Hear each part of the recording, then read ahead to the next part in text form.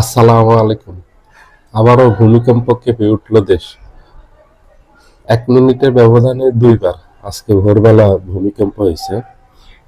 এটা উৎপত্তিস্থল ছিল সিলেটে এবং মাত্রা মাঝারি মাপের মাত্রার এই ভূমিকম্পটা ছিল।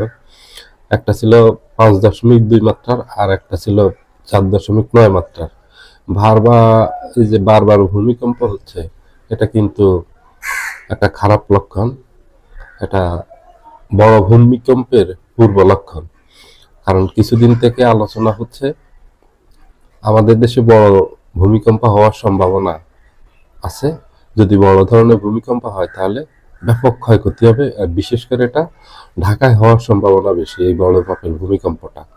এই জন্য বিশেষজ্ঞরা সরকারকে সাবধান করছেন, সরকার যেন পূর্ব প্রস্তুতি রাখে, ভূমিকম্প হলে যেন উদ্ধার তৎপরতা দ্রুত চালাতে পারে, ফায়ার সার্ভিসকে যেন প্রস্তুত রাখে এবং সেনাবাহিনী, যৌথ বাহিনীর যেন একটা ইউনিট তৈরি করে। কারণ এটা না হলে আমাদের দেশে ব্যাপক প্রাণহানি ঘটবে। এমনিতে আমাদের দেশে ঢাকা নিয়ে মানুষ খুবই আতঙ্কিত আছে, ঢাকা শহর নিয়ে খুবই শঙ্কিত, ভয়ের মাঝে আছে।